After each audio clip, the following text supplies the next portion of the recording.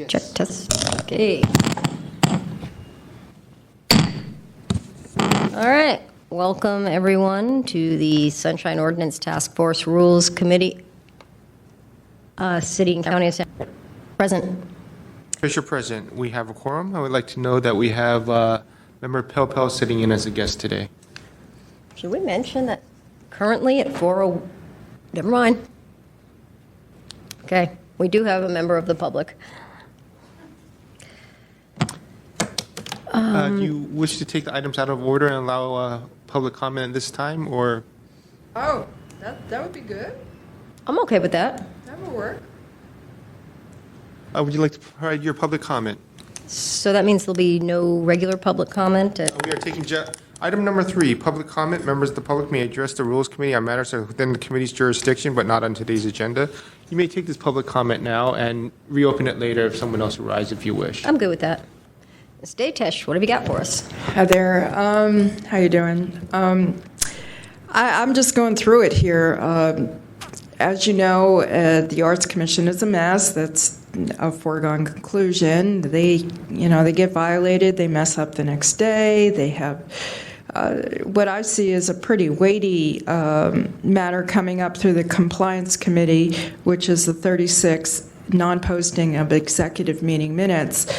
It's put over until December. That's kind of inconvenient for me. I was hoping that it could take place in October because I had plans in December, but because I brought the complaint, I feel a responsibility to go to every meeting to make sure that things go okay, and it's not looking like too good. I met with Angela Cavillo, the clerk of the board. She explained to me, yes, it is a weighty issue. It's serious, and you should see it through to the end. And she made some suggestions to try and get a computer-generated list of when they post draft minutes, when they post minutes. I can't get it from the Arts Commission. All I'm getting is wishy-washy nonsense.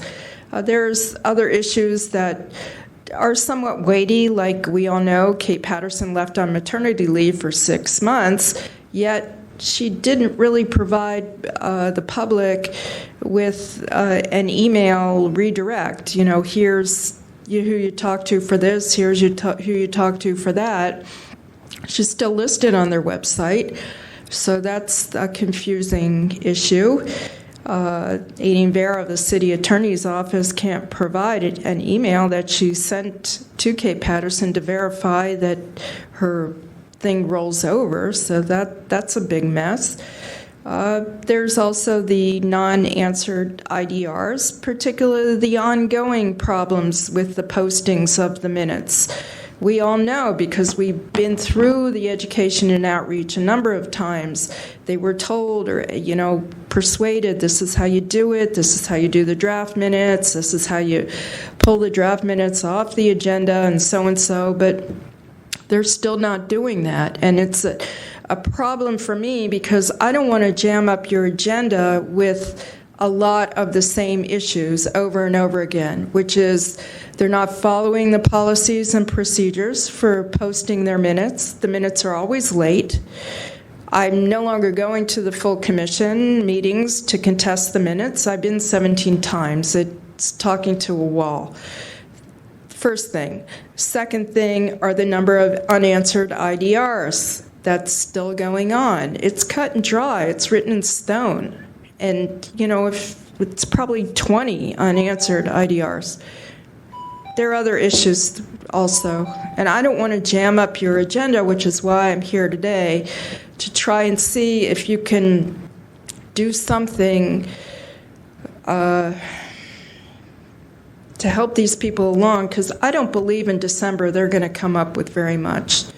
An intern that comes once a week, to put the burden on this person to create a record for the city and county of 36 executive minutes, I don't think it's going to fly. Thanks. Oh, thank you.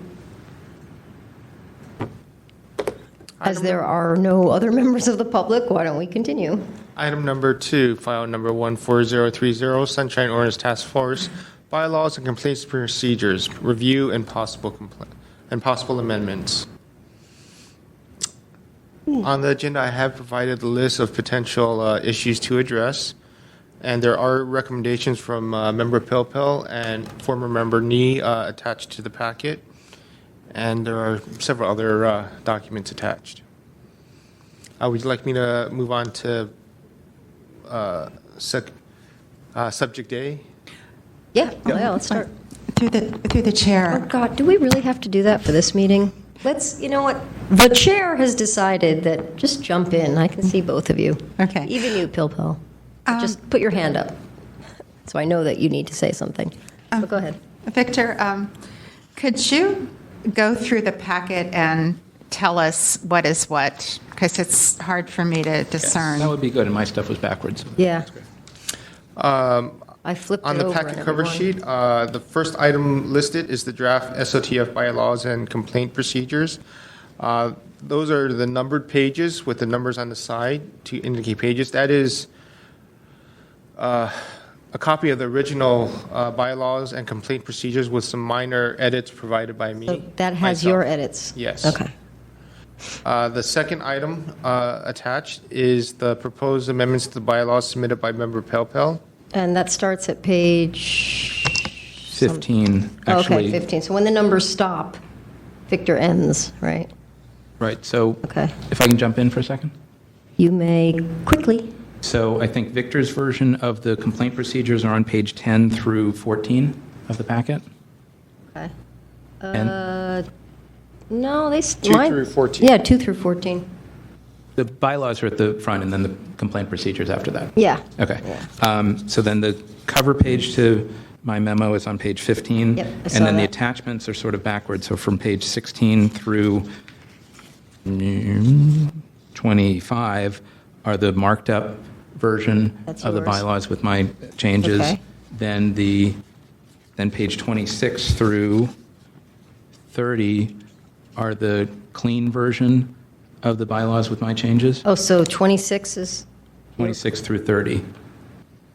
Okay. And then after that, page 32 through 37 are the current bylaws as a PDF. And then 38 through 43 are the current bylaws, which I converted into a Word document so I could play with them. And then after that is back to Victor, the precedents and determinations Okay. suggestion, and then, And then there was one page Other with things. Richard's, right? yeah, 1 second. And then it's not a numbered page in my packet, but after page They are not, 52. Member Nee's items, former Member Nee's items are not numbered. I received it after I created the packet. Yeah, They're it at the was... very It's at the end. But it was just the one page, right? Actually, I believe there's 3 several pages. pages. Oh, I see it. Well, yeah, but it's just a listing of, I see Yes. it, by law. Okay. So, Mr. Young, what do you want to... First item on the agenda is quorum requirement for procedural issues. On my document, it is listed on page 4, line 22. Yep, section 7, right? Page 4. And then in there, Can we have a Yes. 30-second recess? This is my bet.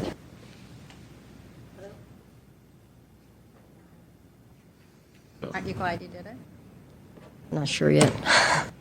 okay. That's page 4, line 22, and in Member Pelpel's version, it's on page 20. My recommendation was to add the word present after the word members to indicate that it is a majority of the members present for procedural issues, just to clarify that. It was an issue on a previous decision. And below that, I put in some samples of what a substantive issue is and what procedural issues are, just so that to provide a sample. Don't know if you would intend to put that into the bylaws or not. So the only change is majority of members present. That is my recommendation, but Member Pilpul Right. has some additional recommendations on page 20 for section 7. Present 7. If I may? Well, let me read it first. Yeah.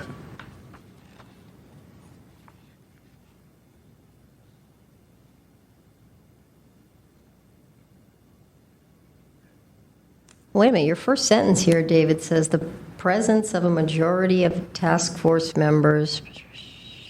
Oh, okay. Okay. So right now, just to clarify, it only takes it only takes a quorum, a majority of present members to pass substantive issues, but it takes a full majority of the board to. Other way. Oh, the other way around? Yeah. Yes. Okay. I forgot, where does the tie go? We had a 4-4 once. It passes, right? 4 to. I do not believe a tie. will No, a pass. tie. For procedural, a tie doesn't, tie is a no, okay. No, it must be a majority of those present. And so, okay, and we could never have, we don't have 12, so, okay, got it. Yeah, we had a procedural tie once, and it failed, okay. So a substantive tie would have to be a majority and I would not. still need to be a majority of the full task force for substantial Wait, there's no issues, which such would be thing. 6. Because you have to have 6, and we don't have 12 members, so there would never be a tie. If we only had 8 people here, if we had 8 We would people still here need and it was 6. 4-4. Oh, that's right, you still need substantive 6, right. yeah. Never mind. That's, yeah. So, I know, I had to go through my Yeah. head, too. Okay. Go ahead, David. so a couple of things. I'd prefer to take a few minutes to walk through my whole thing at some point, but not right this second, in a little bit. On this particular question, this word, members present for procedural motions, I think this was removed inadvertently the last time the bylaws were amended.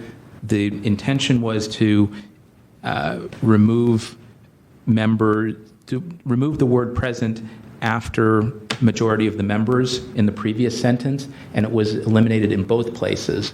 So what the charter provides is that it's a majority of the members of a body, so 6 of 11 for substantive things, but that a body may include in its bylaws or rules of order a provision that procedural matters only require a majority of those present.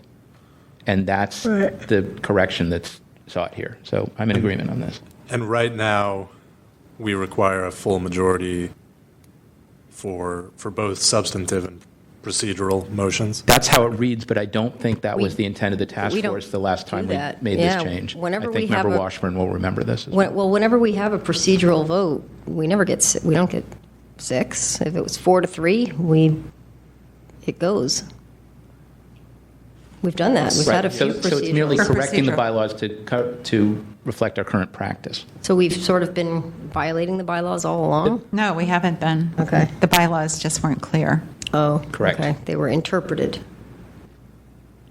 Okay, but let's fix it. Yeah, are we like We can just, parsing words now? I mean, you can ask me to incorporate recommendations into a new version, and then I will provide it to the task force at the next meeting or at the next discussion of this issue. So I will go ahead and make that change to add the word present. Okay. In regards to Member Pelpel's recommendation, the most substantive one I see is to insert the quorum for committee shall be a majority of the members of the committee. Oh, I'm sorry. oh, wow. I'm sorry, were you still on A, or did you?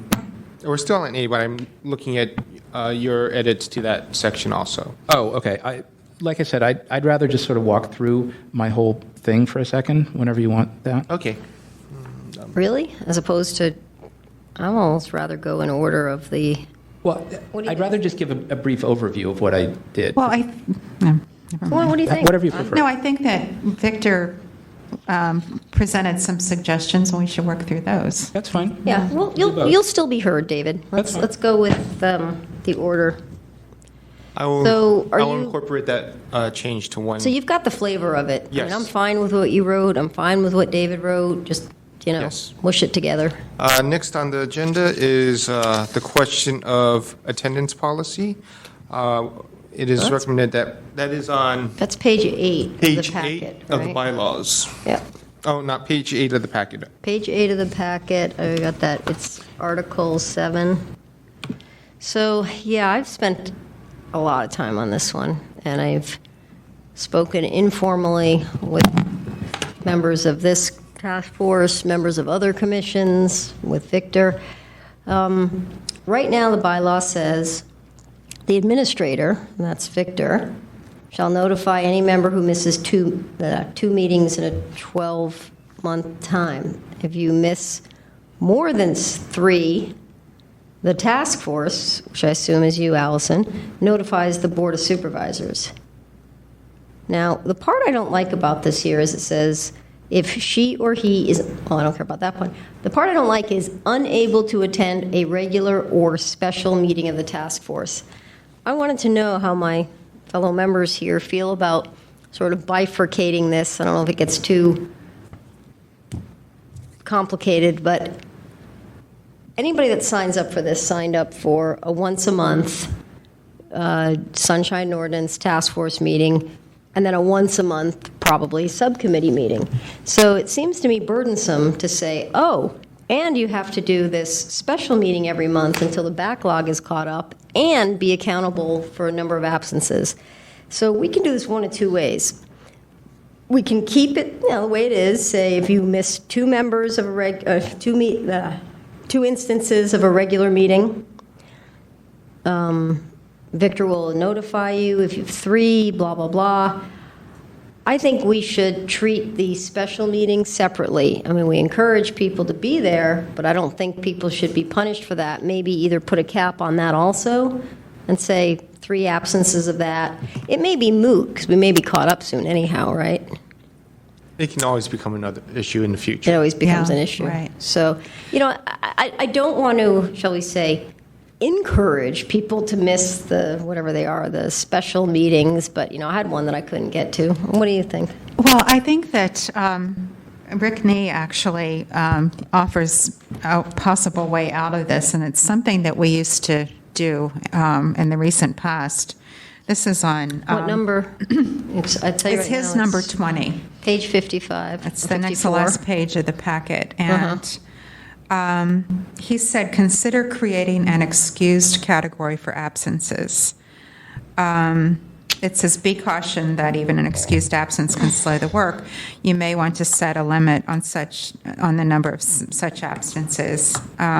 Maybe the provision could stipulate that 2 excused absences carries the weight of a single unexcused or unexplained absence. The problem I have with that, and we discussed this, is then who becomes who's the goddess of excused absence? Like, my daughter is in the hospital, that's an excuse, but my cat is in the hospital, that's not. Or I have to work late, well, that's not excused, but I have to go to Dallas for work and I'm physically not here. Yeah. So that's not rhetorical, that was interrogative. What we did in the past is the task force voted. So somebody was absent for a meeting, and the person notified the administrator that, I'm ill today, or notified everybody the previous month that I'm going to be traveling. Mm-hmm. And then so that absence would be excused. And so we were having special meetings too, and it was just impossible to get to all of them. And so we were treating those, actually we were kind of disregarding them. We weren't counting them against anything. Mm-hmm. And it was the ones that the person just didn't show up and didn't explain anything. That's one way to do it. The other thing we talked about is we discussed this about setting up a category of, we call them no call, no show. If you just don't show up, that's really inexcusable, because it's like, really? Phone, text, Facebook, phone call, whatever, texting. That usually doesn't happen. Yeah. For the time I've been here, I've always been informed when people cannot make it. So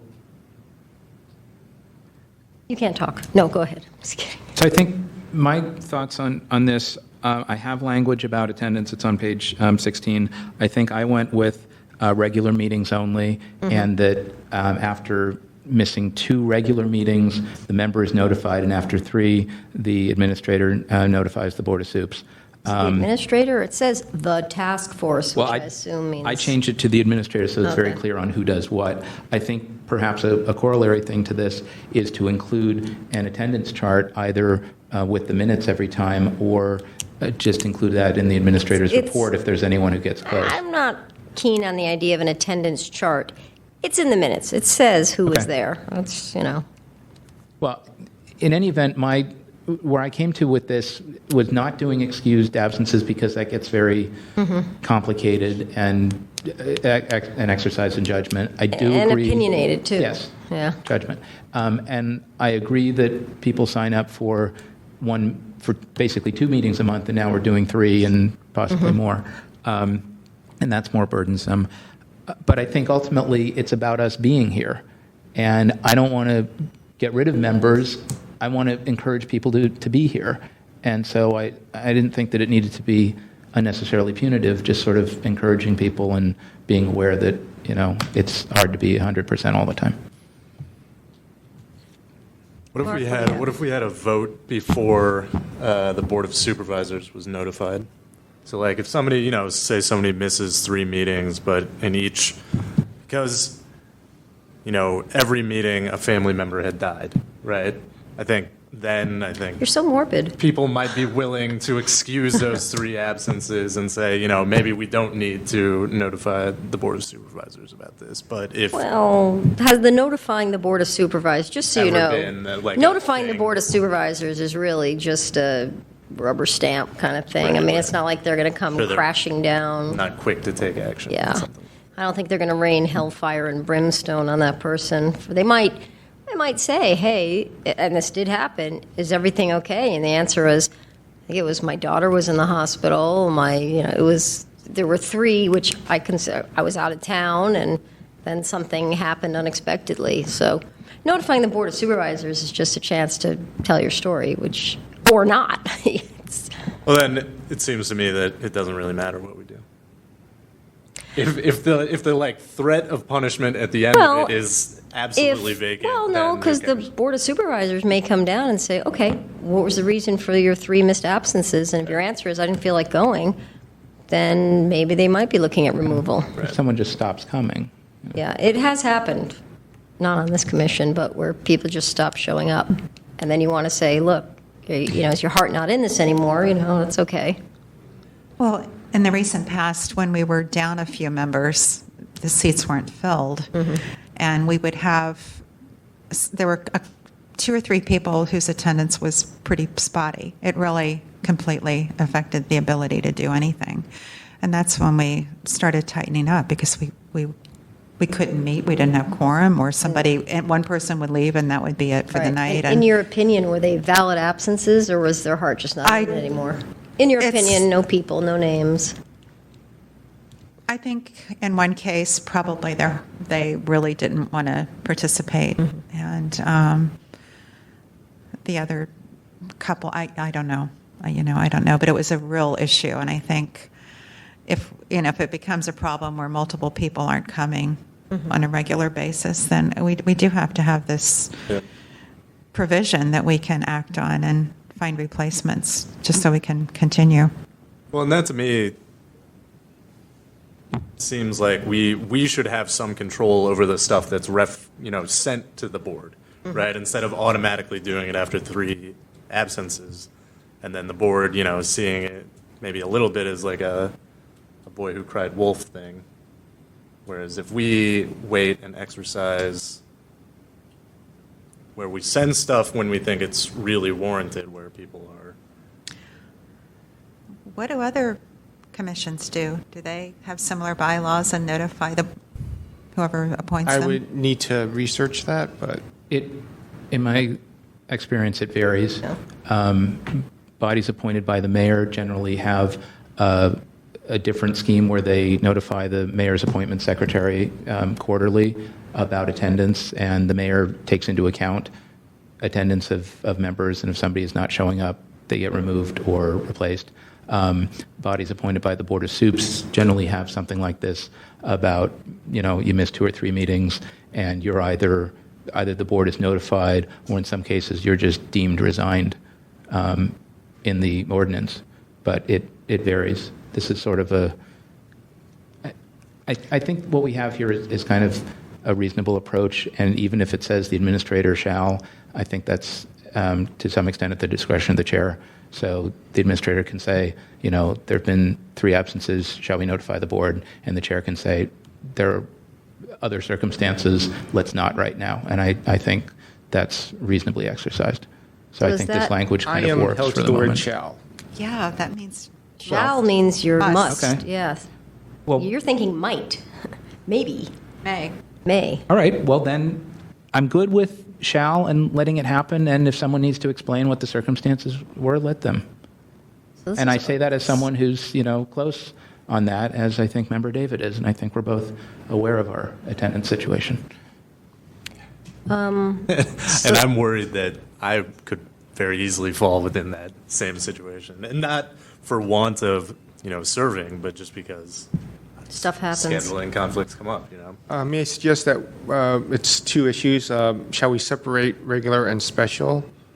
Well, and there's one other, and I'm really sorry to be pedantic about this, but on line of yours, Victor, on line, I can't tell if it's 32 or 33. This is kind of in between. But see where it says, request that action be taken to remove the member from the task force. I'm a little concerned about that because it almost implies that 3 and you're out. Maybe request that action be taken, which may result in removal from the task force. I don't want people to think that after 3 absences, that's it, you're removed.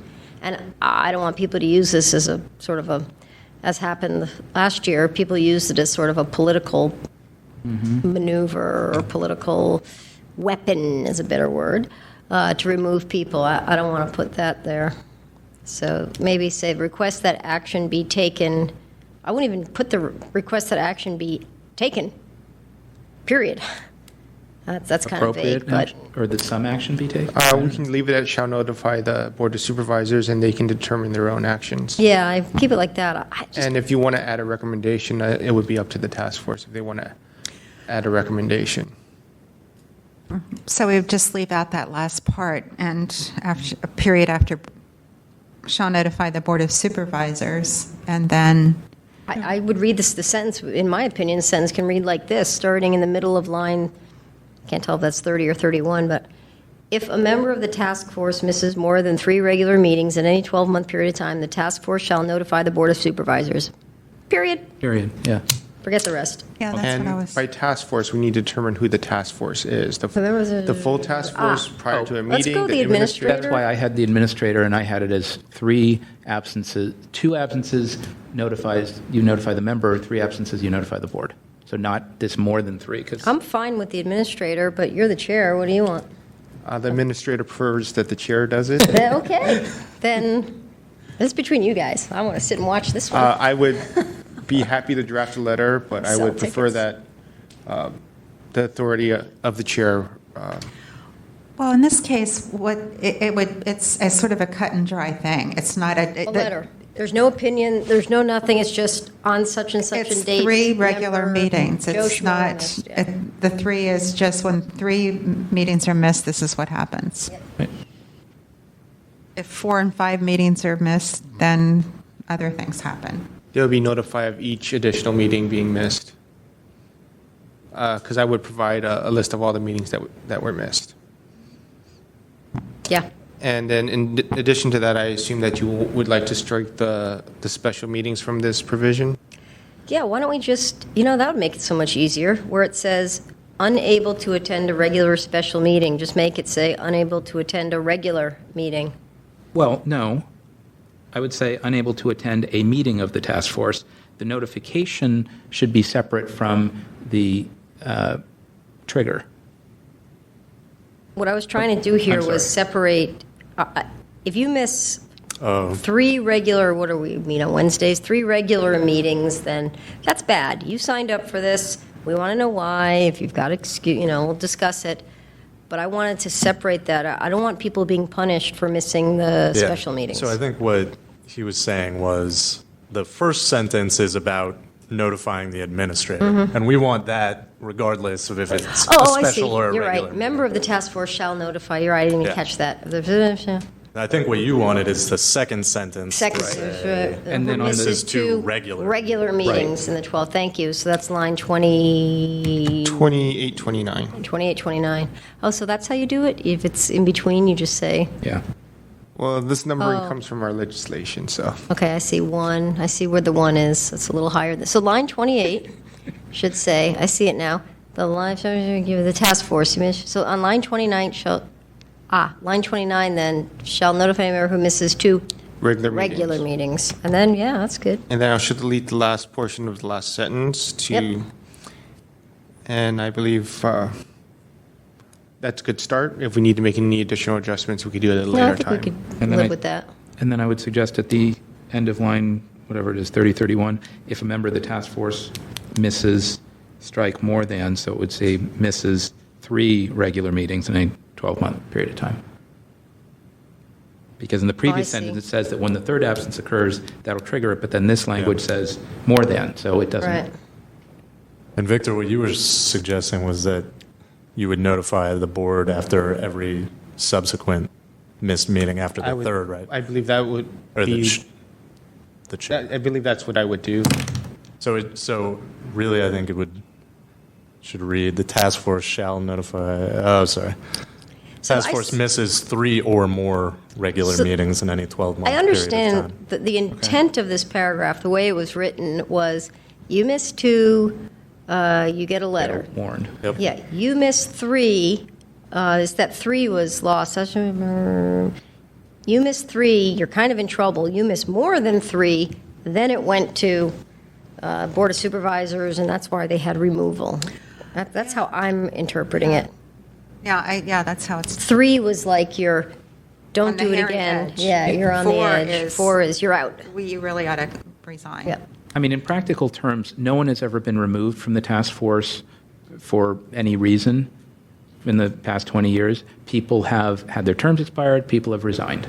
And usually if someone isn't attending, ultimately resign. they resign. Yeah. One way or the other, they resign. So, in practical terms, I would hope that we never get to the point of someone having to be removed by the Board of Supes for cause. That would be undesirable. Oh, that would be terrible. I have the concept. I will try to You got it. rewrite it to indicate I get 3. this. Yeah. And then 3 and more. 3 was like, you're on probation. Well, my understanding is that I would send the letter to the Board of Supervisors At on the 3. 3rd, Yeah. On the and I would third. continue to send them if the absences still occur. Right. And it gives the authority to the task force shall notify. Would you like to change that to administrator or the chair? For which part? The letter? or The task force shall notify. Well, you want it to be the chair. What did you want? I'm fine with either way, but I would like a, It could be the chair. It's Yes. sort of an automatic thing. It's not at the chair's yes, I would discretion. draft it Yeah. and I would just get a signature. Okay. That's fine.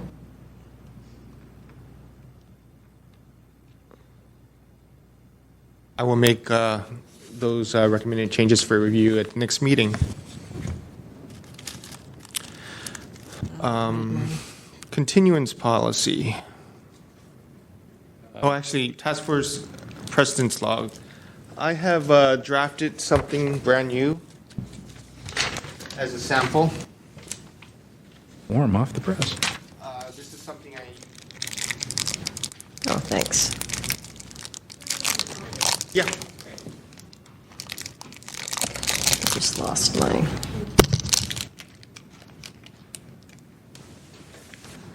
This is a sample of what I thought might work. On the last column, instead of adopted, I was going to suggest reviewed by city attorney instead of adopted because we really can't adopt.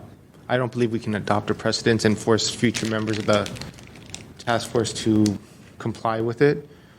So I was thinking about reviewed by city attorney. or approved by city attorneys, or something to that effect. So where did you want this? On what line here? The last column where it says adopted, Adopted. You wanted to change that, or? I was thinking about changing that to approved or reviewed by city attorney. What if it's an issue that goes to the Ethics Commission? It could be reviewed by Ethics Commission also. Right. Whoever is the body who believes that that is the correct precedent. This is just something that I thought up, wanted to get your opinion on it, because I believe it has become an issue at our meetings that we don't have a list of previous decisions, and I believe this would be a good method for This is major good. policy So decisions. we could do like a search on 14005 and say, oh, look, this is how we ruled on it last time.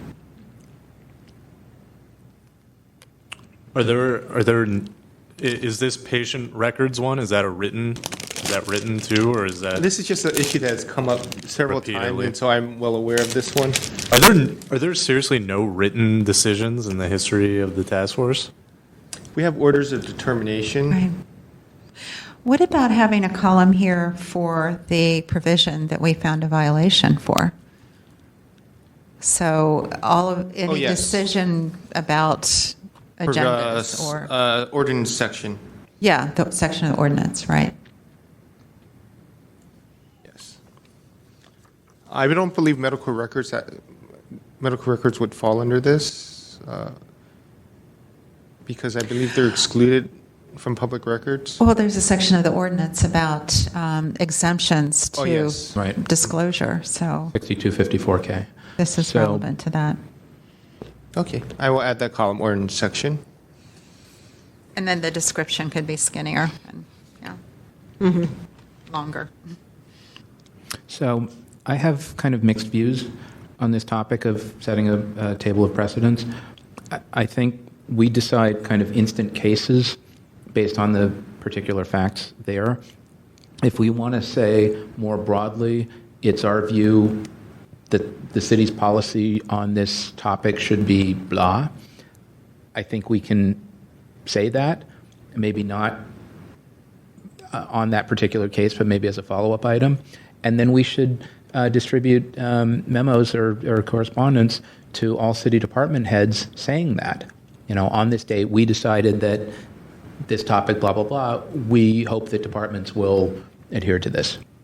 So, or however we phrase it, but somehow to give guidance to departments about how we think compliance with the ordinance is achieved.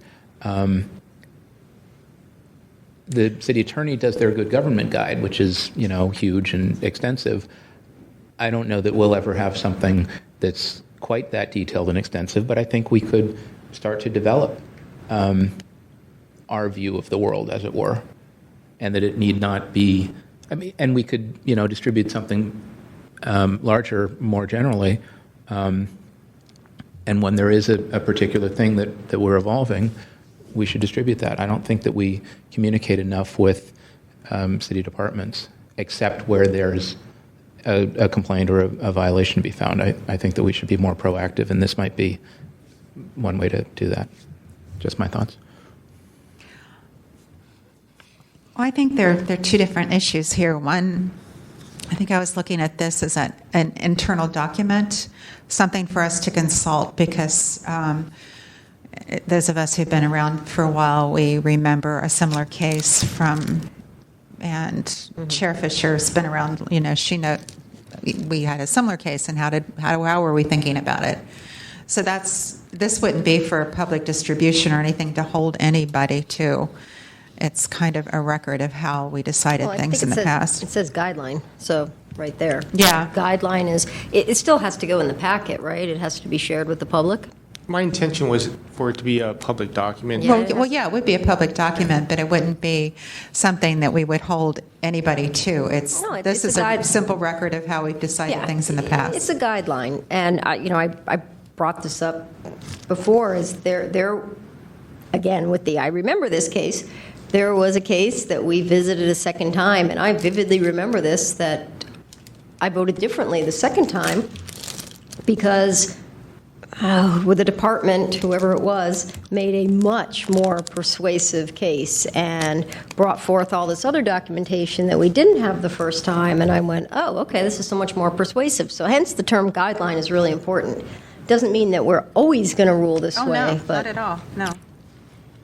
It's sort of informational. So do we have to vote on this or anything, or? I believe we're doing informal votes at the moment. We're just making Okay. suggestions. I'm going to draft a new version. I'll bring it back to you for review. I'm good with that. I would suggest if we do this, that it needs a paragraph or two to explain what it is and how it's to be used. And I don't know that it goes in the bylaws. Maybe it goes in the complaint procedures or some other place to just explain what it is. Because I don't want people to misconstrue it and say, oh, well, you decided that, so therefore I win my case. Right. I think it's not even, it shouldn't be with either the bylaws or the complaint procedure. It's No, a it's whole not in separate there. thing. Yeah. That's fair. It's kind of an archive with no more weight than that. It's just, how did former members think about this? Right. I mean, in a way, if all it's doing is taking the nut of an order of determination, removing that, putting it in a table, and, maybe making it searchable or more usable, that's great. That's exactly what Okay. the purpose is. Okay. Then maybe that needs to be explained, and then it really does have some Yeah. more indifferent utility. I think we're all good with this, Victor. Unless you have anything else, Mark. I will just say that I think it's important that we try to be consistent in our decision making, and so in that, I think something like this could be helpful in that regard. If we look back at how we decided a similar issue previously, we could apply that same principle now. Yeah, I completely agree with that, given that there's some ambiguities in the ordinance, and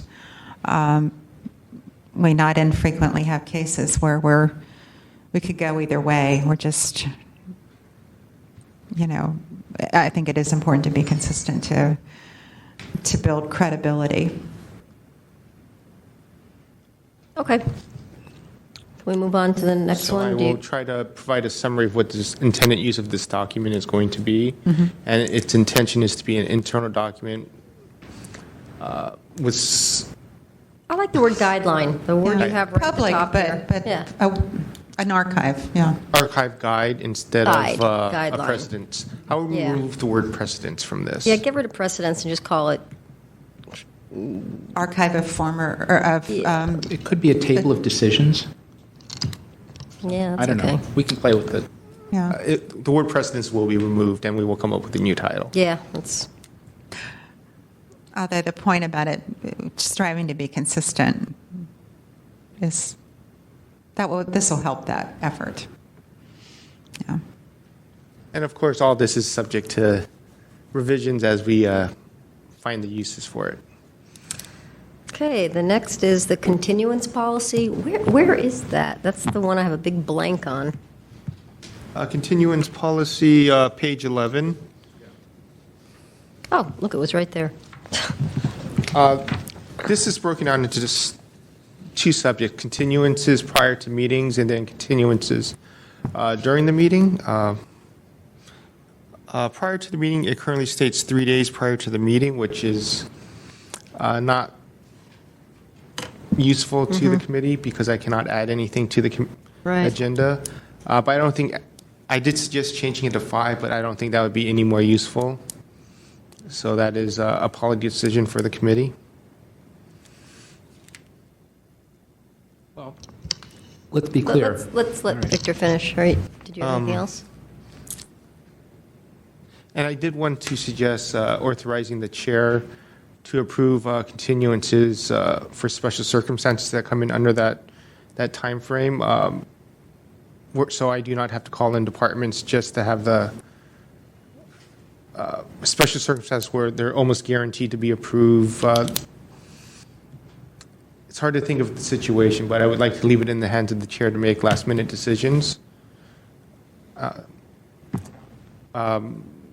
sick child or out of town. That way I do not have to bring everyone in just to consider a continuance that's going to be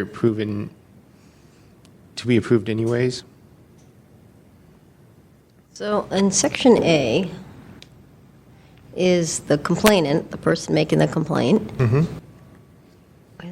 If a request for it is, and request a continuance, receive 5 business days. Yeah, I think that clears it up right there. I mean, the goal here, because this has happened to me several times when I was chair, is, I don't know, like a day before or 2 days before they request a continuance, we've already released the agenda, we can't add any more cases, and now we've got 2 cases instead of 5 or something. That's what you're going for?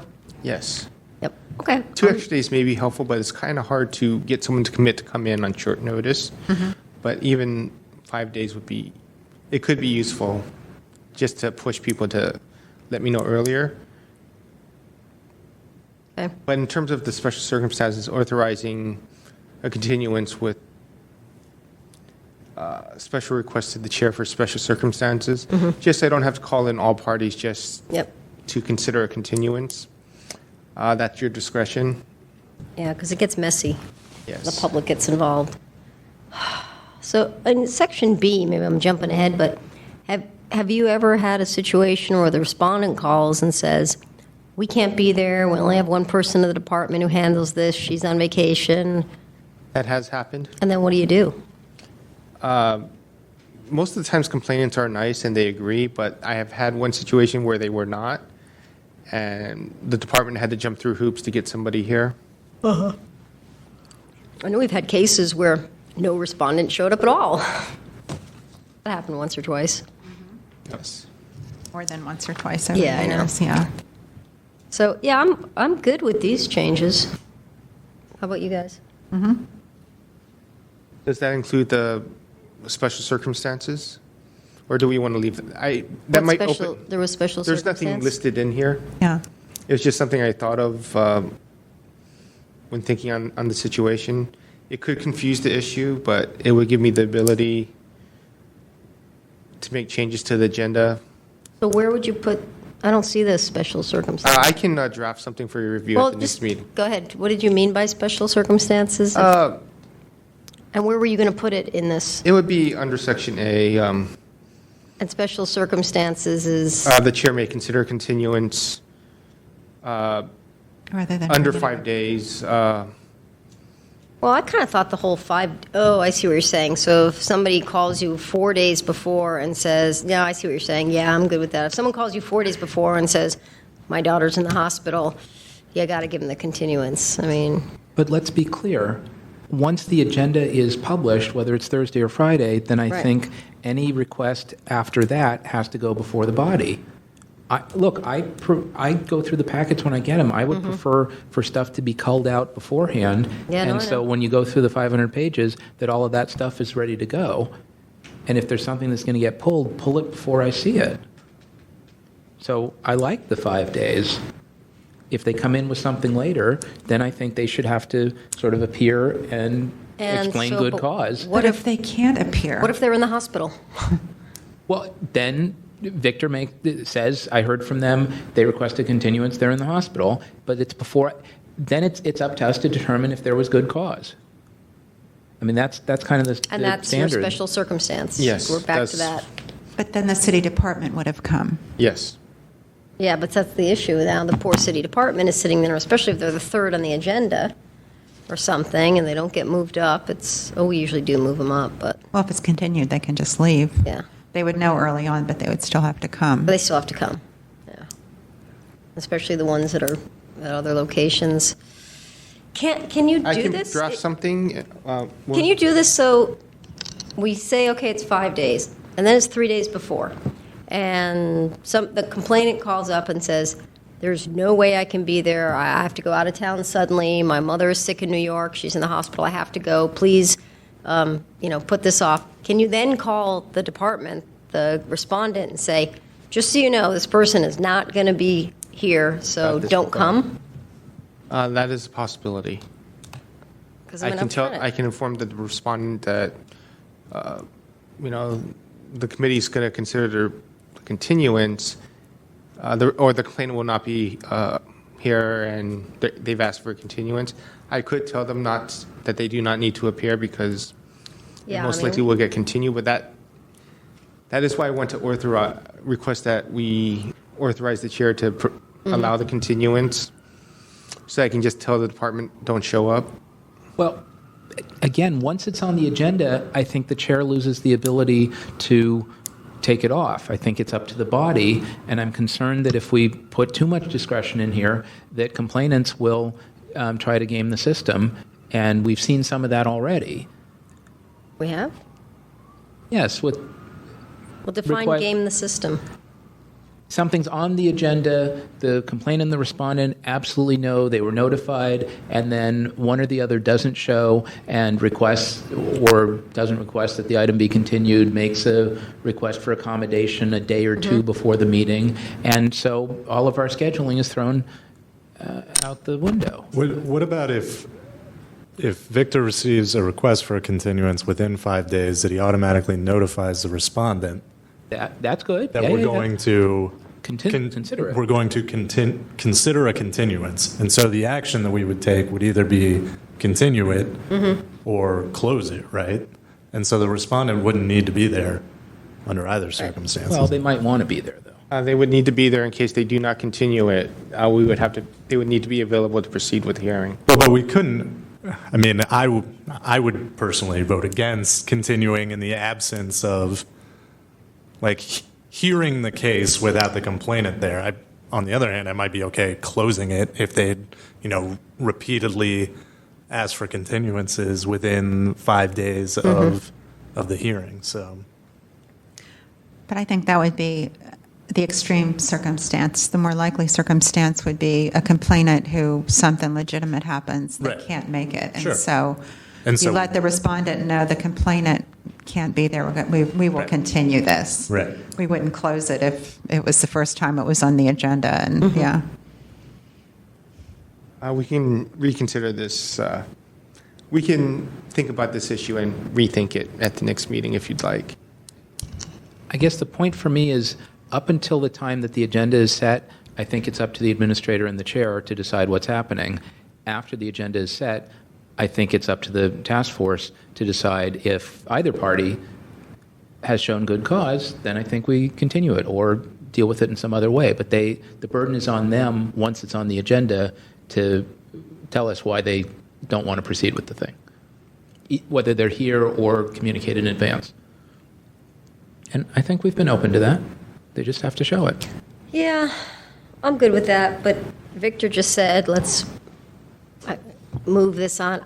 I want to make this change. Let's throw this 5-day thing in there, because that'll at least get people thinking that, oh, if I'm really not going to be, if I know a week in advance that I'm not going to that task force meeting either because I've put in so many complaints or I'm not ready to go or something, any reason, health reason, at least the number 5 will be in their head, like, oh, I should really do this 5 days in advance.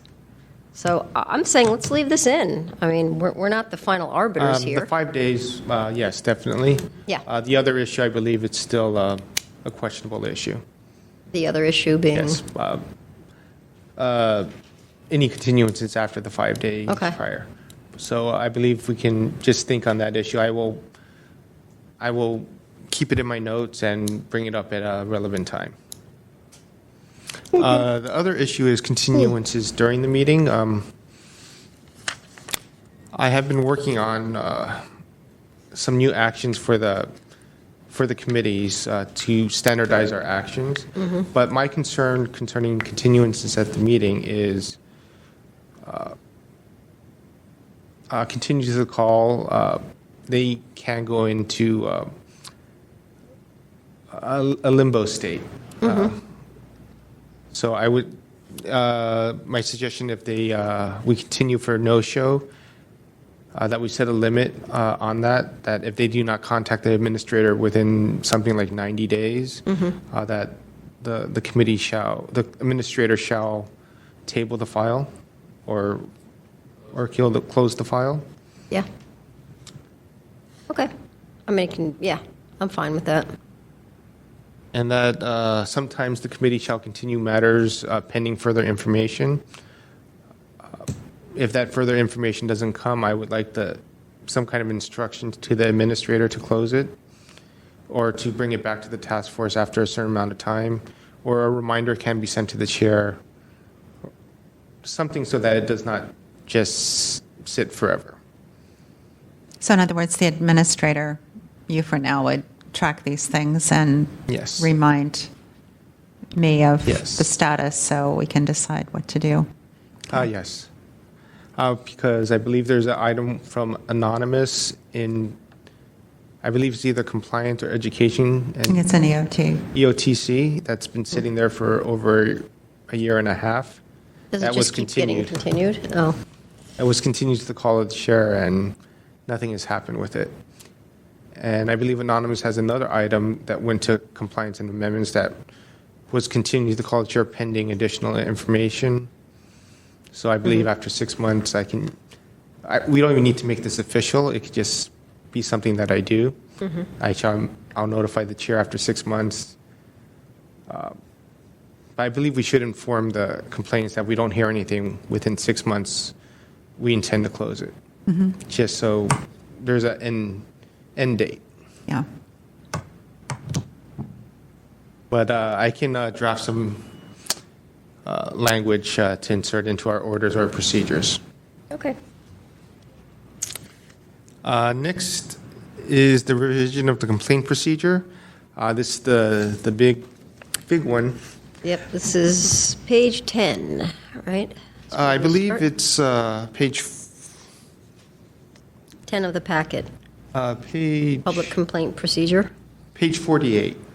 I went through. What am I looking at, page 10 then? It says, all right, page 48. This is the authorizing the committees to hear complaints. I did. DCA proposed. COLA Okay. did contact John Givner, which is this city attorney for the Board of Supervisors. And they believe that since there is no provision stating that the committees cannot hear complaints, since it is silent, we are allowed to allow the committees to hear it. That's interesting, okay. Does that mean when you say hear a complaint, have a regular formal hearing that we've Yes. been having in the full task force and make it The full task force would need to make the final decision, but there's nothing to prevent the committees from hearing the complaints and making recommendations to the full task force.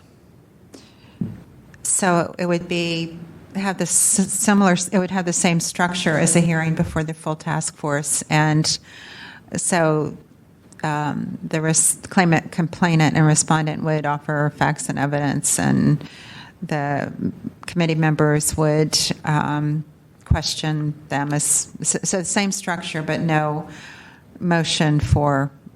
The motion, there would be a recommended to the task force with the recommendation to find violation of Sunshine So we've Ordinance got section. 3 people, so let's suppose this committee here, Yes. the 3 of us. Is this just like the are the subcommittees just the gatekeepers and decide whether it goes on to the full task force or not? Or do the 3 of us say, oh yeah, we're finding a violation of 67.21E, and then it goes to the task force? Or does it then do we I think push it over to EOT? I think we would want to mirror the Board of Supervisors in that the committees would hear the items, hear the merits, summarize the merits, and forward it to the full task force to hear on a consent agenda format. So the respondents and complainants now have to show up twice? So they come That to... is something we need to work out. It was an idea presented at the task force, and Yeah, now it's and I working out the liked the details idea. is the hard part. Why I would like the Why would idea. they have to show up twice? Well, I'll give you an example. So pick one of our cases. Somebody shows up, they've got a complaint against, fill in the blank, a park and rec, I'm just picking them. Right. And we hear the complaint, say it's this committee. We Right. hear the complaint and say, oh yeah, no, it's definitely a violation of 6721 Right. ECDB. And then what? Well, Do we send it to the full? it could go to the full task force. The task force could And adopt now it. they have to, and now those two people have to, the park and rec people have Well, to why come would back they and the have, complainant? that's my question. Why would they have to come back? Why couldn't the full task force just adopt Because what if the full task force determination? then, which is now 11 Right. people, says, I don't know, what's up with those rules committee yahoos? We don't agree with this at all. Right, we need more information. Then they'd have, then they would, I agree, but Excuse me, let me introduce you to the full 11-member task force. Everybody on that task force, with the exception of 2 or 3 people, are going to ask questions. I would be hopeful that the full task force would give great weight to, a panel's decision. And I hope for peace in the Middle East. But Yeah. it ain't That same happening. issue was brought up at the full task force, and that you would need to trust the committees. And furthermore, under 21E, a respondent has to show up, or is supposed to That's show up, why I used anytime there's a hearing. Yep. So the complainant doesn't have to, but the respondent is supposed to under 21E. So now we're forcing the departments. And I believe that our thought was that we'd be very selective on who we send to committees, Who we send to the full task force? to or- the committees for hearings. Because Oh, a I complainant see. could probably push the issue and say, I want my hearing on the merits before the full task force, not before a committee. Right, I think, I mean, this seemed like such a good idea on paper. I just, implementation and execution is just a bear. I agree, and I guess I personally have never thought that the committees would make a recommendation about a violation, for example, or determine that there was no violation. I thought that the committees would act like the old complaint committee, which helped What did To they just do? narrow, well, it's Well, to narrow and focus. narrow and focus, yeah, to sort of help the case kind of ripen. Is more information needed? Do we understand? Because that can be an issue for the full task force. Because often complainants, if they've never done this before, won't know how to state the complaint, and won't. So it helps pinpoint what the issues are. What sections of the ordinance are important. Who had better come from the respondent? Who had better show up at the, really get the case, get the file in order. It's like what we were talking about for the hearing officer, kind of get everything in order, and then all of this goes to the full task force. The files, everything that's needed is there. Nobody can add anything extra. It's at the last minute.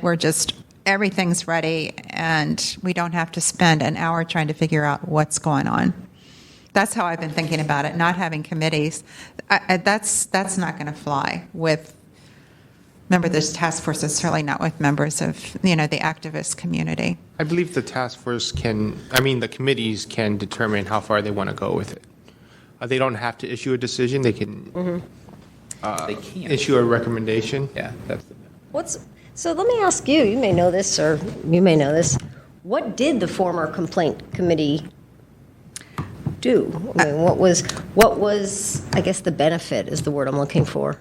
Oh, I wasn't on it, but I think I was at one point. Member Pilpel, but when we had a active complaint committee in the recent past, they would have heard, they would have just made a determination or recommendation about jurisdiction. So there was never a discussion about that at the full task force. But that's 30 seconds. I mean, Well, sometimes sometimes it's not. Sometimes it takes up time. Yeah.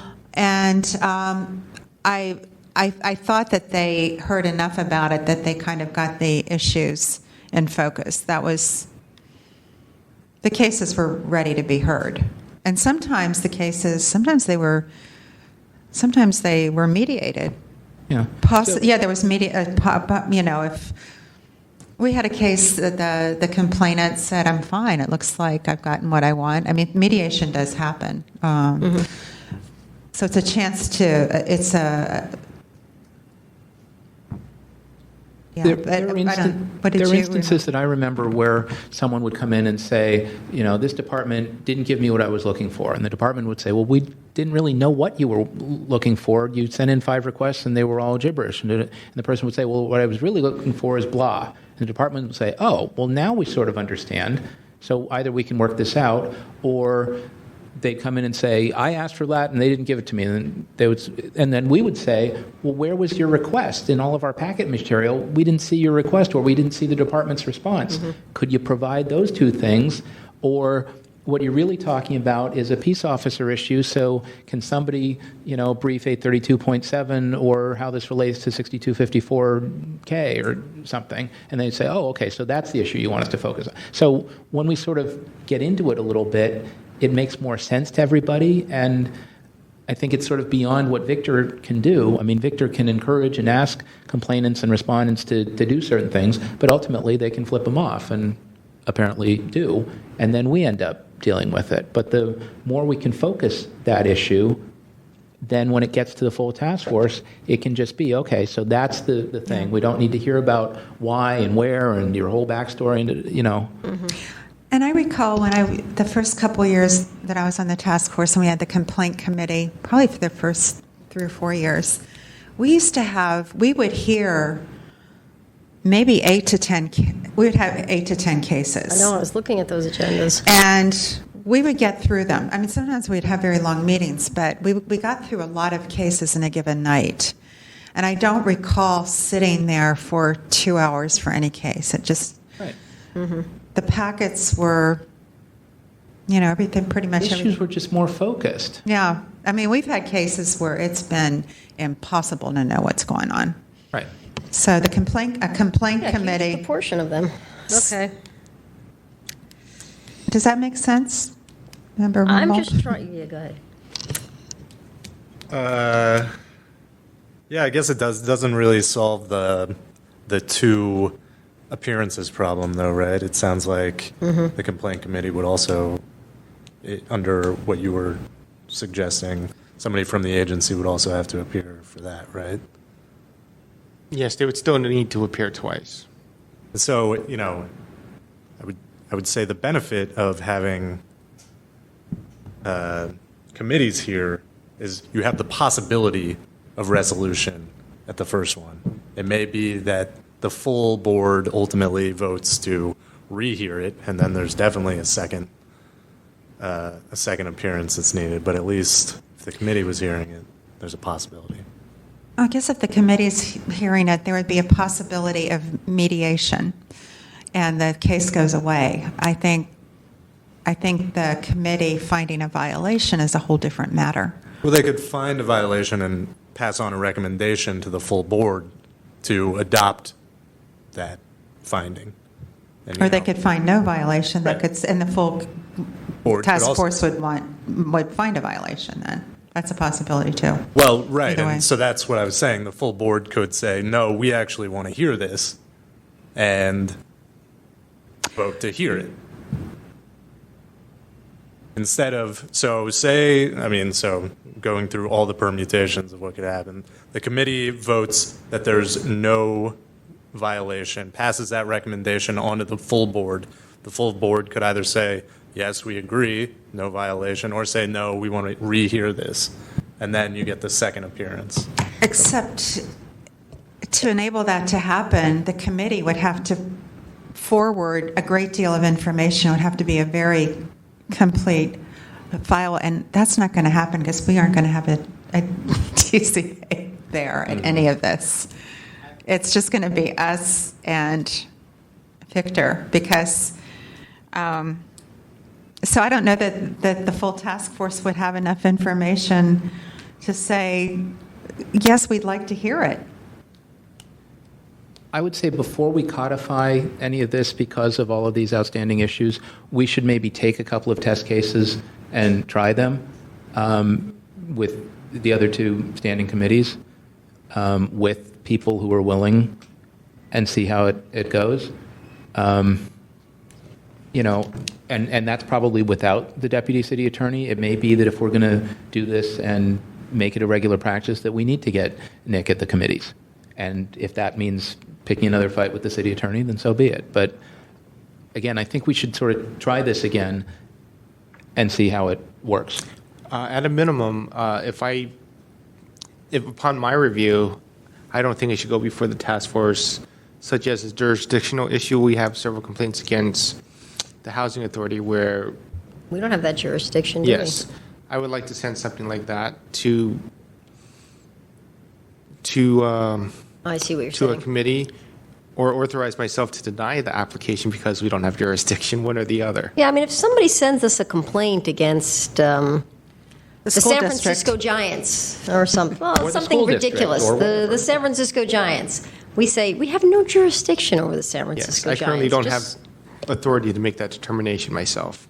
So if somebody really put a complaint against the San Francisco 49ers or the San Francisco Giants or the San Francisco Soda and Pop Shop, we'd have to actually sit down and say, we have no jurisdiction over that. Thank you for coming. Exit through the gift shop. It hasn't been that extreme yet, but there's been School board. school district, school board, that type of issue. Well, that's just a, pardon the pun, but an educational issue. It's like you put a complaint against the school board, maybe you need to be politely thanked for showing up, but saying, we don't have jurisdiction on that. We've done it at the full task force we at have? least once that I've seen. But I don't think that should be a full task force. I Right, think that that's should be kind over of the wasting phone. everybody's time. I Yeah. think if Victor doesn't feel comfortable, I think he can prepare something for the chair to say, the task force clearly has no jurisdiction and cannot hear this matter, thanks. If it's something that's arguable, like TIDA or Golden Gate Park Concourse Authority or the zoo or something where they're maybe, right, maybe yes, maybe We don't no, have we've jurisdiction had, over the zoo, do we? we do, that's the 12L. point. And The zoo, yes. The zoo. I had to talk to TCA Cola. We do have authority over the zoo.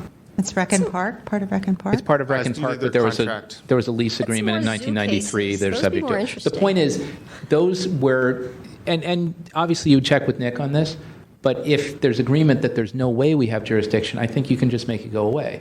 If it's arguable, then I think it comes before us. So here's my proposal. There seems to be a lot of good ideas floating around.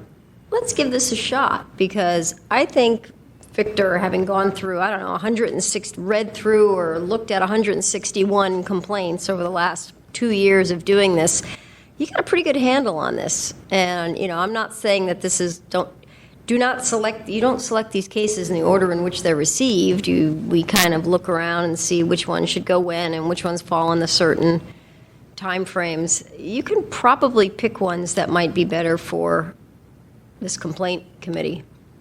We can also make it voluntary if that's a, Oh, yeah. And if somebody says, heck no, I don't want to do that, all right, whatever. So what would be the process that the complaint committee would kind of get it ready for a hearing before the full task force? I originally stated that it would be, again, modeling after the Board of Supervisors. Their president assigns their legislation to various committees at his discretion. I can make recommendations to the chair, and the chair can send certain items to committees at her discretion.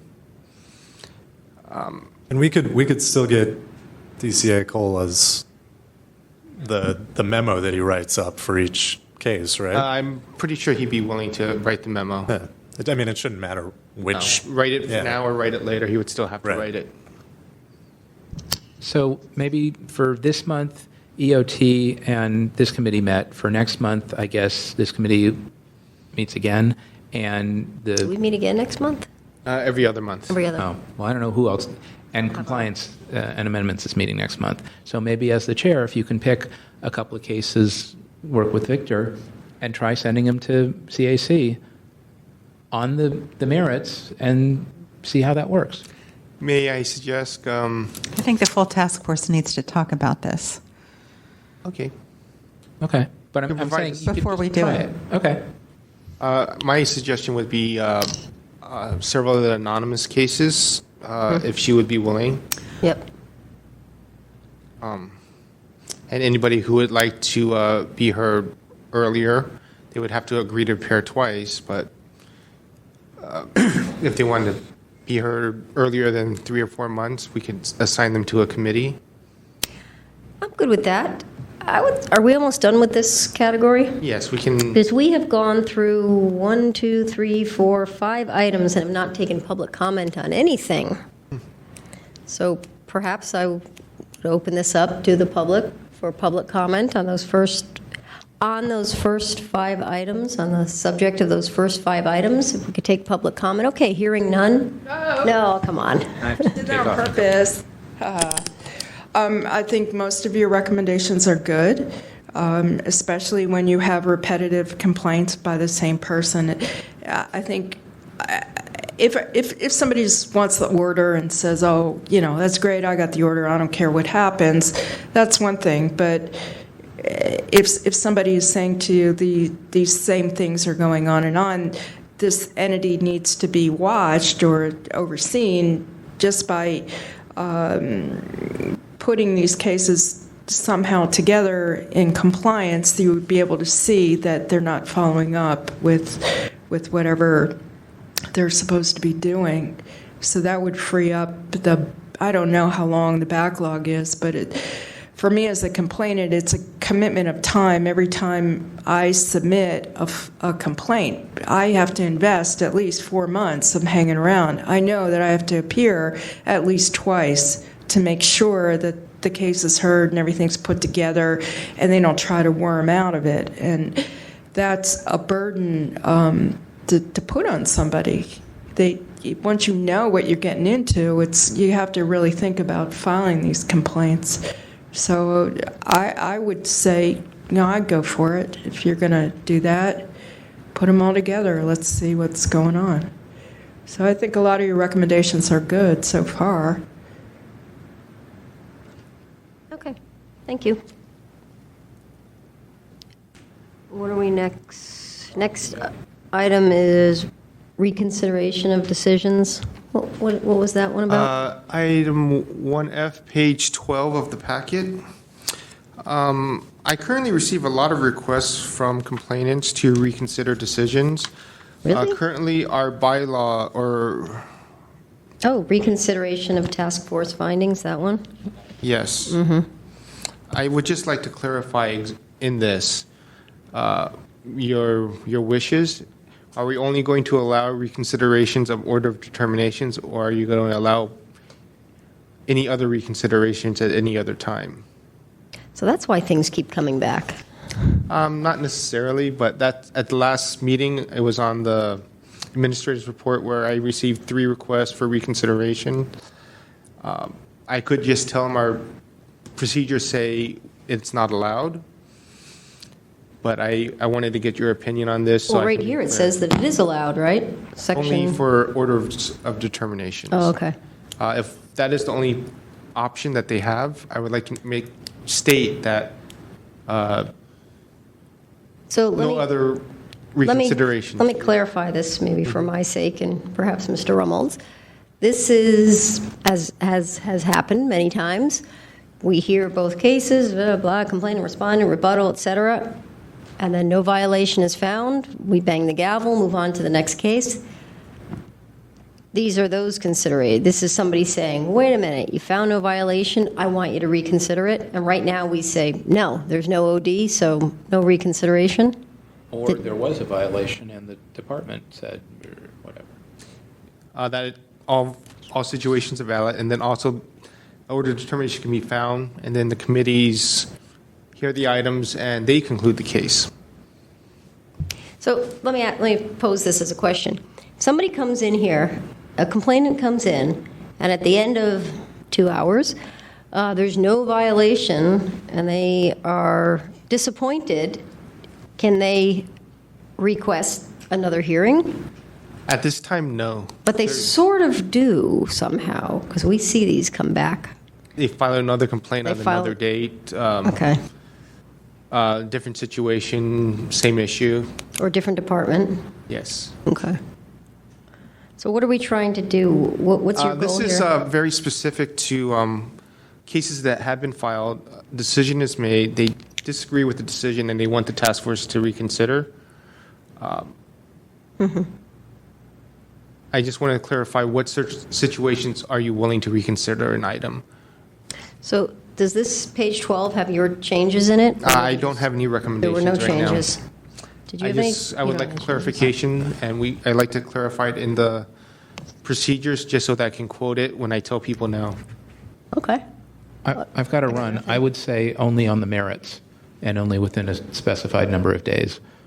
And otherwise, every decision of the task force and the committees will always be questioned, and you never get finality on anything. And I don't think that helps anybody.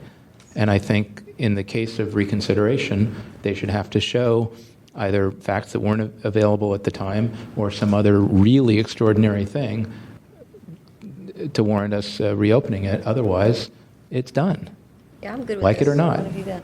And What do you That's my thing. I'd add that it should be done by a vote of the board or of the task force and some, either a majority or like a super majority to rehear something. Currently, we only have, state that the only time that we will reconsider item is within 10 days of a request of an order of determination. If that is your wish, I would like to add language that no other situations will it be allowed. Okay.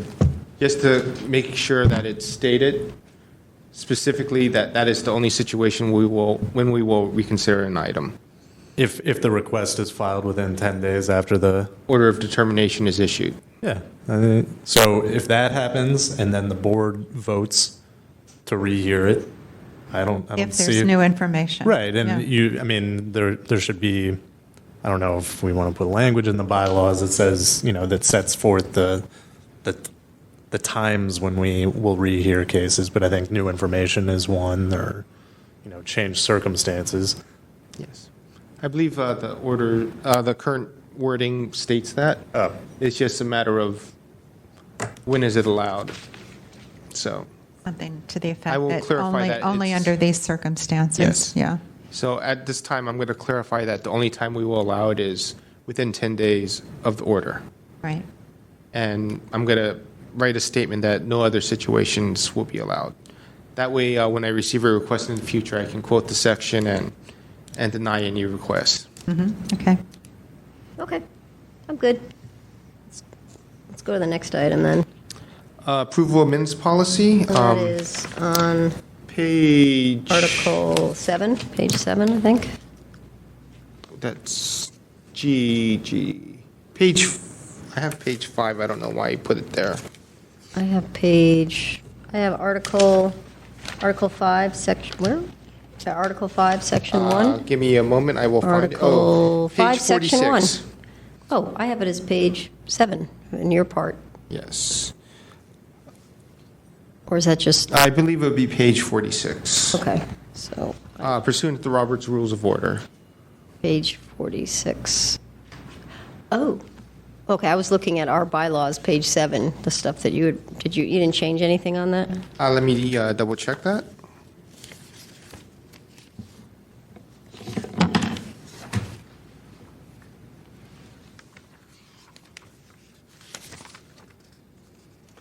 Page 7 is your,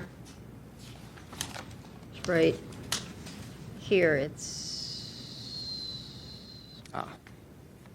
I didn't make any changes to that oh, section, you but I didn't will make any review changes. it. Okay. This is simply, I suggested adopting Robert's Rules of Order instructions concerning approval of meeting minutes. Currently, they should be, I provided a short summary.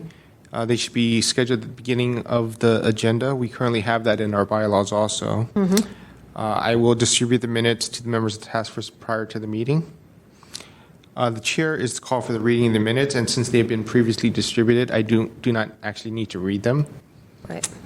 The chair will ask for corrections. Let's back up. On number 3, it says Yes. the chair calls for that probably should be reading, not Yes, ready. ready. Yeah. The chair asks for any corrections. And then there is actually no vote there is no motion and no vote. If there are no corrections being made by members of the task force, the chair declares the minutes approved. That's good. I'm What good with about this. public comment, though? That's not discussed in Robert's rules, but I would say that could occur after item 4. The chair calls for any corrections. We can allow for public comment after that.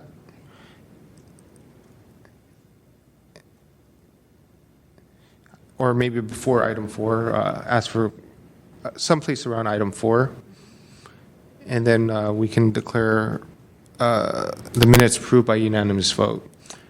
There does not need to be a vote on the approval of minutes, just a vote. If any members wishes to correct the minutes, they would make the corrections. And I did review this policy with clerk of the board. Who? The clerk of the board, Oh, okay. Angela Calvillo, and she did not have any issues with this. And this is directly, I attached a portion from Robert's Rules stating the procedures for approval of minutes. I'm good with this. Yeah, with I am public too. comment, yeah. Because we've had minutes that have been in draft form for a very long time. We can't allow that to continue. It makes us Yes. look very bad. I think we have minutes from the Bush administration. We're working on about 20 of them from 2012 and prior. Oh my God, it was. Okay. We just wanted to verify it before we bring it back to the board. Okay. If there's no issue with that, I will consider that policy a recommendation. I will place it into the committees and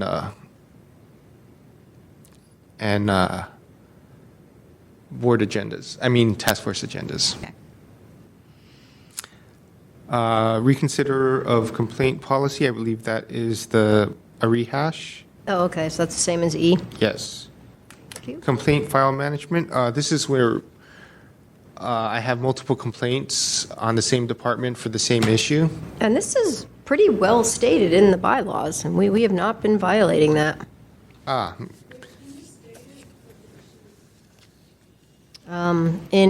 Yeah. hang one on. moment, please. I just want to. Do you have a section in the bylaws? I'm not aware. Yeah, it is. You mean the complaint It procedure? is- No, I'm talking about the combining. It is section, page 6 of our packet. If we look at page 6 of 55, see where it says section 10. Sorry, page 5 of 55, sorry about that, section, oh crap, where was this? I wrote it down. I believe you're looking at page 6, line 14, 15, at the Thank you. discussion. It was like, that's that it. is my suggestion, is underline. I forgot that I wrote that. Mm-hmm. That is a suggestion by me. At the discretion of the chair, similar matters may be heard at the same time. Additional time may be provided to parties involved. That is a suggestion that I wrote. Oh, that's something you wrote. Yes, it is There was underlined, so something- that's anything underlined is a Okay, got it. addition. Oh, wait a minute. Okay, so I thought there was something in the original I'm not sure about bylaws. this one. I mean, it's nice, but in some respects, so you're talking about one complainant having several complaints against that are similar, and it would be the discretion of the chair to combine them, Yes. and it wouldn't be asking the complainant if it's okay to combine them. That would be correct.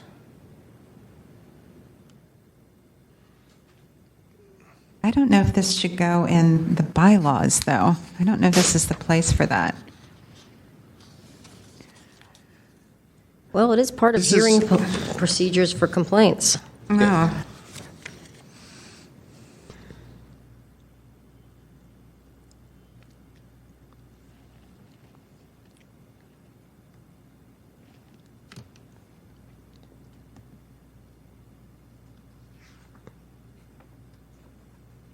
So we don't have anything in our bylaws that says combining is okay. It's silent. Okay, well, But this is I like this, but you don't, so. No, it's not that I don't like it. I'm just trying to think of the ramifications, and I know that this is We'll really be taking only. public comment on this item when we're done here. I know this is mostly on here because of the many complaints that Anonymous has filed with the same issue regarding, but lots of different people, and insisting that they all be heard separately. And I think this is an unusual situation. I don't know, we had that guy, I can't remember his, what his complaint was. No, we know him. That guy who, I think he was the one with the van or something. And when we asked him, do you want these to be combined? He said, yeah, that would make it a lot easier for me. It's the same thing. Everybody's here. Let's go. He was like, Yeah. he was happy about it. Because that way he could present everything in 15 minutes instead of having to break it up. Right. No, we separated Mr. Petrellis's, I think. And I believe Garza's cases are like that you're right. in many You're right. situations where different dates, same situation, same issue. Yeah, we've had somebody file complaints against 3 different dates, but exactly the same thing. Those can be combined.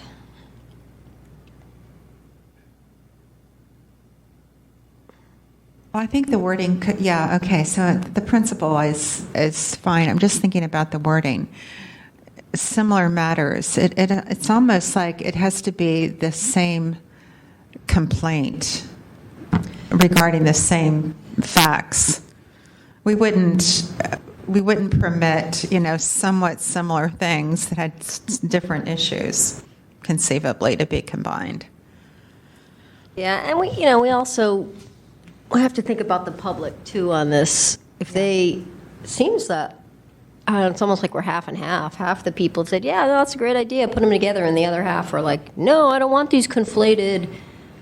I don't want to do anything that's absolute and is going to put us in a difficult situation. This. That's why I think I'm torn because I want to say I like this at the discretion of the chair, but I'm almost wondering, with additional time.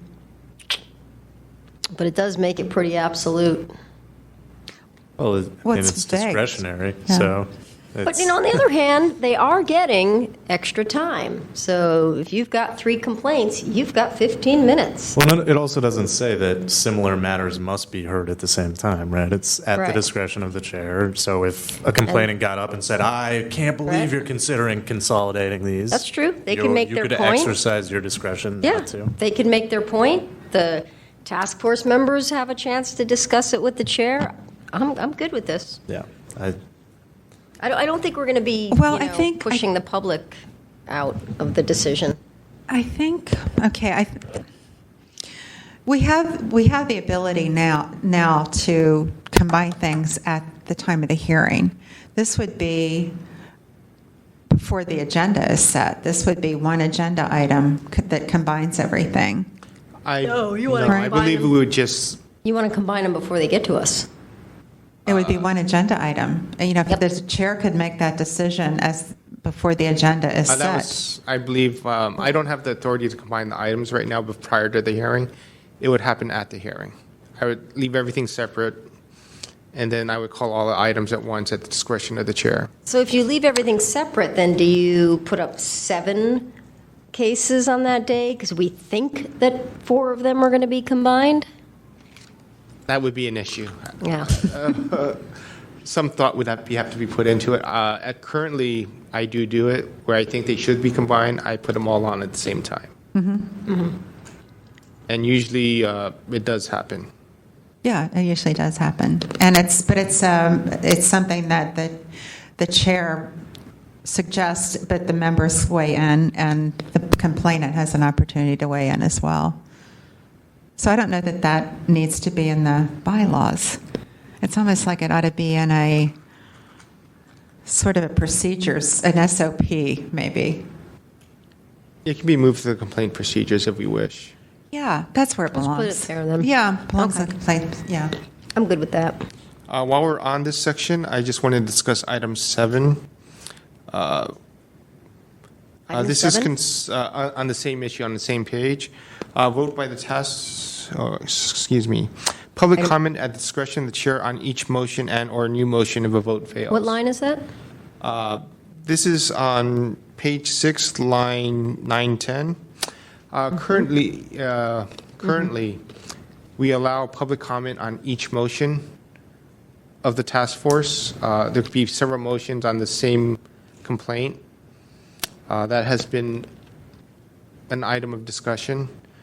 Should we allow public comment once per item, or once per complaint, or once on each motion? I see what you're saying.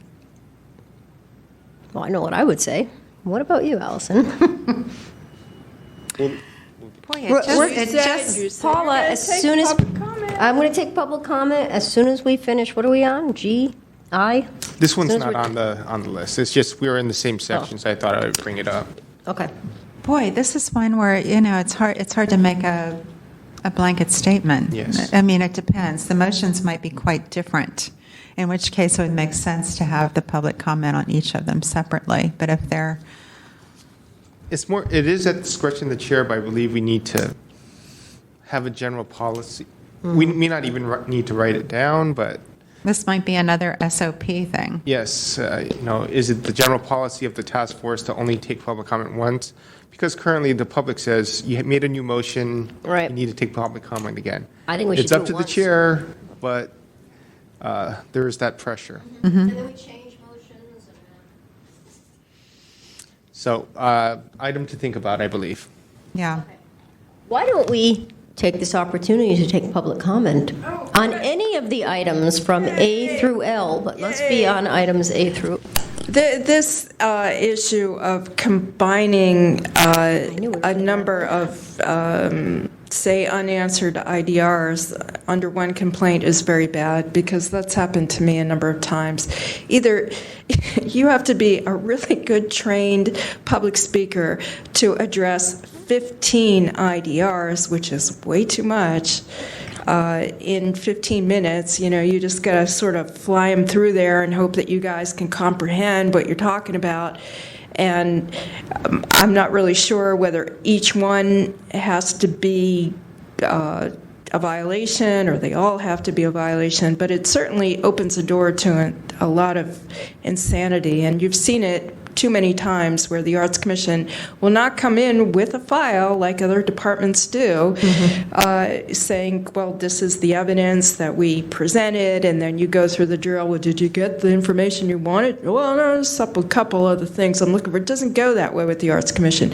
You got one person just foaming off at the mouth, presenting no evidence, and then you got the wing person who's no longer there, Kay Patterson, who's just reinforcing whatever she can at every step of the way. And it just, 15 IDRs is way too much. I mean, if it were one or two, then it'd be okay. And that's my real issue, and that's why I'm here today, because I get heat from other members of the public that I'm jamming up the thing.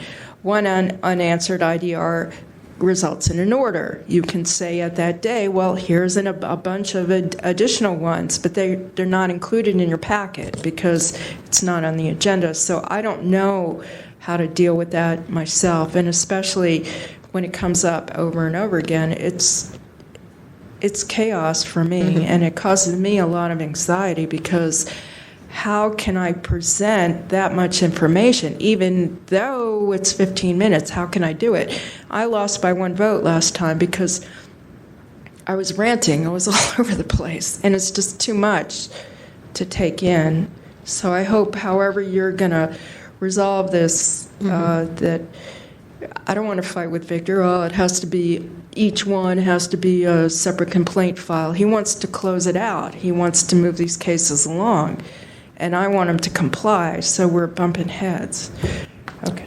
Thank you, Ms. Datish. That was, well, it's information we need to hear. I guarantee we will never combine 15 cases in one, because that would be, so Victor, let's make a note. Let's not do 15 cases at once. That would be 75 minutes of presentation.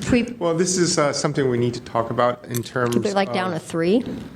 Well, the thing is, the last time we brought one forward, I believe there were 20 different IDRs that I put into one file. However, if I open a separate file for each one, this is something that we need to think about. How do we pare down these complaints? I know we should probably send it to a a complaint committee. Yeah, mean, that would be a there's- perfect thing for a complaint There's, committee. now we're finally coming back to wherever we were here. There's your complaint committee. March in, who can I think of as an example? Not that I'm, fine, what the heck? The Arts Commission. You got 15 IDRs. We're all going to sit down and talk this out at the complaint committee. But we need to clean this up prior to the hearing. Just Yeah. we need to have a clean process. Clean documentation and so forth. I've been trying to do that prior to accepting complaints now. I've been working with Ms. Tatesh to review her complaints prior to accepting them, to try to make sure they're valid before I take them. So it's a little bit of various aspects. But once I do accept them, I think it would be a good opportunity for the complaints committee to handle.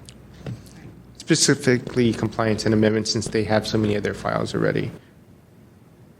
I believe they have one concerning their agendas, and it'd be nice to have a committee keeping an eye on the Arts Commission. Okay. So I don't think there's really any, hello. I don't think there's really any action we can take on that, so let's move to the Oh, next yeah, one. Mr. Oh, I'm Fitz. sorry. We have more public comment. Yeah. I think it would be good to have a complaints committee, but I don't like the idea that they could actually abridge what, whether or not somebody can put forth a complaint. I think the other thing about the complaint committee, I think it could be, I could ask for an opinion and then see if I would need to, if I could go forward or not. That would probably save the whole task force time if I could just bring, what's your opinion on this, and then go forward. I think the other thing too is I'm unsure if you're doing it, but it would be good to see what the attendance is for the members so that we know who's showing up, who's not showing up. I'm also wondering, I'm also thinking about your quorum, because in the voting, because you did have that problem before as to what percentage of who actually showed up. Let me see here. And then with the continuance policy, you also have that consideration of if people haven't 45 days. People's complaints are not coming up within 45 days. So that's something else to be considered. And I guess my thing about it too is I guess I think the continuance and the reconsideration, my understanding of the reconsideration is I'm allowed a reconsideration if there's new evidence that's being brought to the table.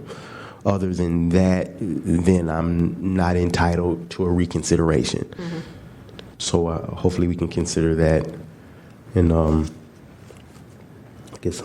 guess I feel like I'm unsure about what do you do when you have someone who just keeps not, like what you're saying, like they file a complaint and they're not showing up or whatever. So I think this is a okay start.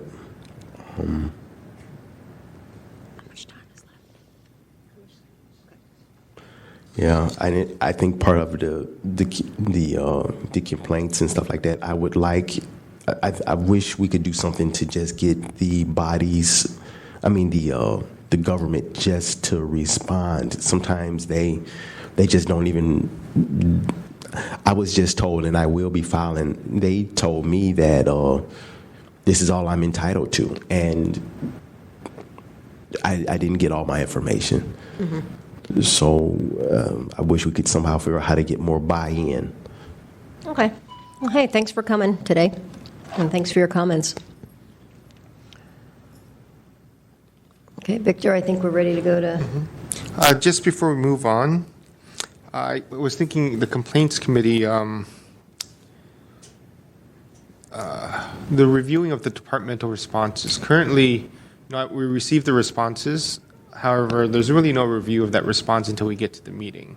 So I do not know if that's something you want to consider the complaint committee to take a look at the written documentations and maybe without the parties being involved or something to that effect, to see if there's anything that they believe is wrong with the file prior to hearing it. But that's just, I receive all these letters from departments addressed to the task force, and is really not reviewed prior to the meeting, to see if there's any real situation involved that people are not considering. Because when I read them, of course I think, oh yeah, that's right, but then it's not up to me to make a determination. Next on the list, general updates. These are very generic ones that are listed in the bylaws. It begins on page 51. These are many of these items were presented a few months ago to the task force. Oh, yeah. They're very simple changes and maybe some policy decisions. The first one is clean up. We don't meet on the fourth Tuesday of the month anymore. We meet on the first Wednesday of the month. Changing tape recording to audio recording.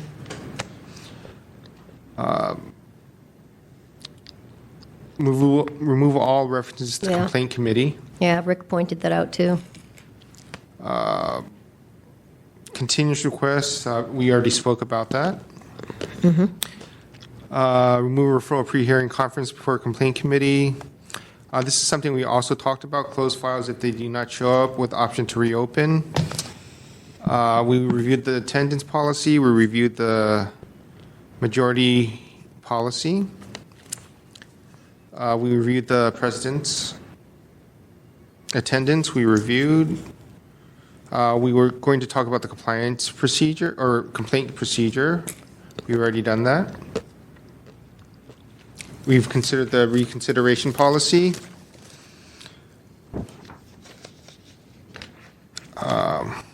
Authorizing the administrator to combine similar files. I don't believe we've done that. We were going to leave that up to the committee to decide at the meeting. Actually, I believe a lot of this stuff has been addressed. Yeah, we've done most of this.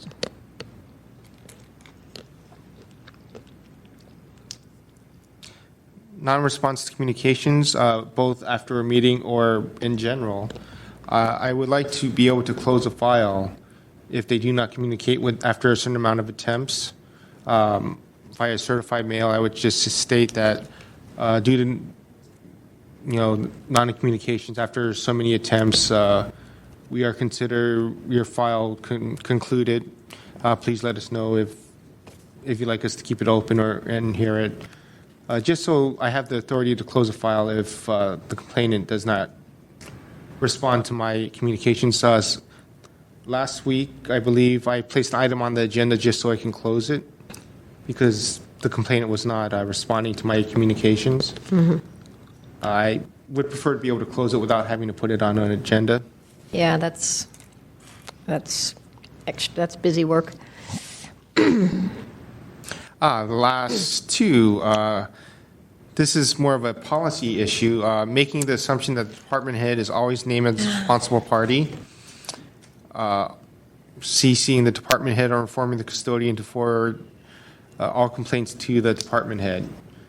This is an issue we probably need to work out with Ethics Commission to avoid issues like File 12058, the Miyake case, where the department head is stating that they're not the responsible party. And I believe Member Pilpil has addressed the election of officers procedure. Just stating procedure of how we would elect our officers on a yearly basis.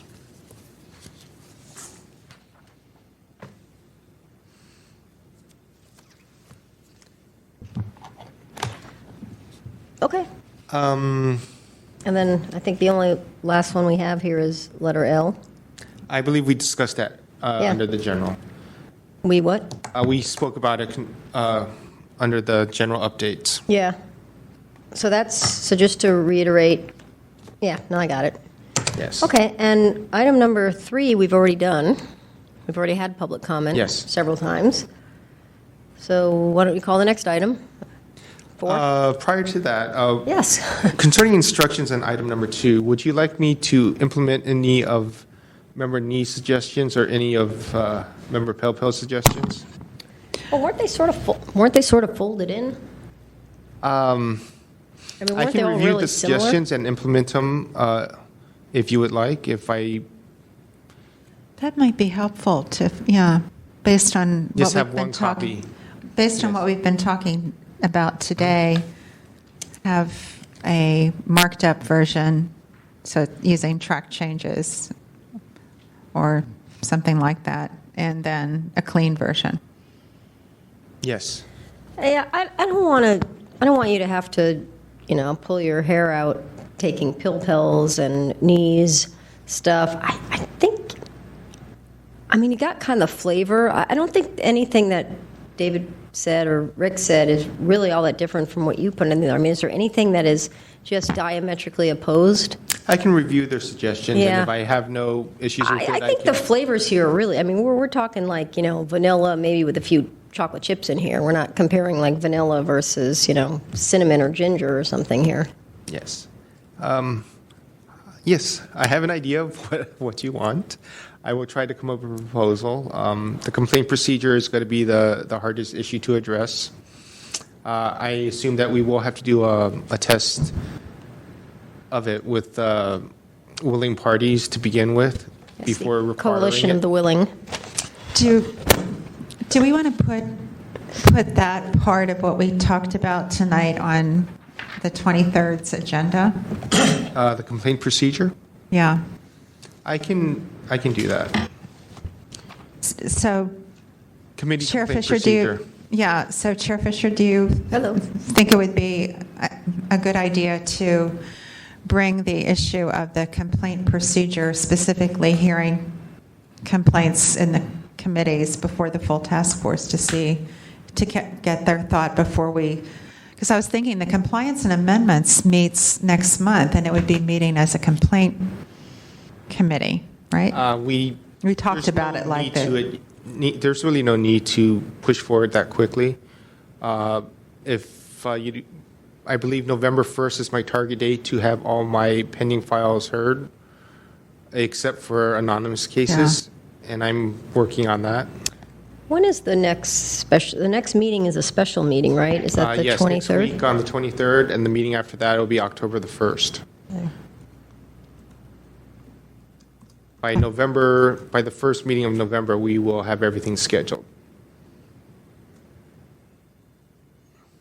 So you could talk with Anonymous about having her matters heard I can by a committee. I can talk to her, see if she's willing to do it, because I believe at this time we have to make it a voluntary issue until we get a sense of how to proceed. So we will discuss this next meeting. Yes, I on will the place an 23rd, item on the yeah. agenda concerning the committee complaint procedure. And it's still a conceptual issue. I will try to create an outline. So, okay. Just making sure I have the meetings in here. I don't think I have any. Was there anything else? Unless you have any suggestions on policy or other changes. No, I'd say we're good. I will consider this meeting adjourned then. As I really don't take a motion for adjournment. I assume there are no announcements at all. Oops. Whoop. Okay, unadjourned. Any announcements? No? Adjourned. I'm amazed at how. No. Is this off?